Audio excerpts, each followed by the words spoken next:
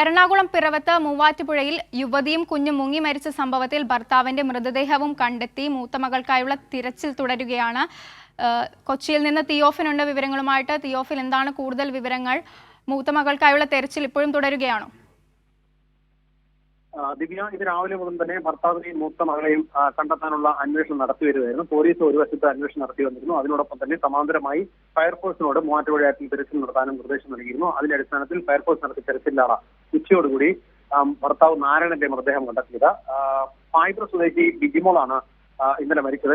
ബിജിമോളുടെ ഇളയ കുട്ടി, 2 വയസ്സ് പ്രായമുള്ള ആൺകുട്ടി, ഈ രണ്ടുപേരുടെ മൃതദേഹങ്ങളാണ് ഇന്നലെ കണ്ടെത്തിയത്. ഇന്നലെ വൈകിട്ട് ഒരു 6 മണിയോടുകൂടിയാണ് പിറവത്ത് മൂടക്കുളത്ത് മൃതദേഹം കാണുന്നത്. പാലത്തിനടിയിലായി കണ്ടെത്തിയ മൃതദേഹം നാട്ടുകാരാണ് ആദ്യം കണ്ടത്. നാട്ടുകാർ മൃതദേഹം കണ്ടെത്തിയ കുഞ്ഞിന്റെ മൃതദേഹം ആദ്യം കണ്ടു. അതിനുശേഷമാണ് നാട്ടുകാർ സമീപത്ത് പരിശോധിച്ചപ്പോൾ യുവതിയുടെ മൃതദേഹവും പാലത്തിനടിയിലുള്ള ഭാഗത്തുനിന്ന് ഒഴുകി വരുന്നതായി കണ്ടെത്തി. തുടർന്ന് പോലീസിനെ വിവരം അറിയിച്ചു.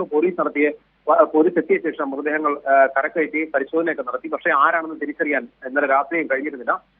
ആരെങ്കിലും കാണാതായിട്ടുണ്ടോ, മറ്റാരെങ്കിലും വീട്ടിൽ എവിടെയെങ്കിലും പുറത്തു പോയിട്ട് മടങ്ങി എത്താത്തവരുണ്ടോ എന്ന രീതിയിൽ പോലീസ് അന്വേഷണം തുടർന്നു വരികയായിരുന്നു. ഇതിനിടയിലാണ് ഇന്ന് രാവിലെയോടുകൂടി ബിജിമോളാണ്, പായിപ്ര സ്വദേശി ബിജിമോളും കുഞ്ഞുമാണ് മരിച്ചതെന്ന് കണ്ടെത്തിയിരുന്നു.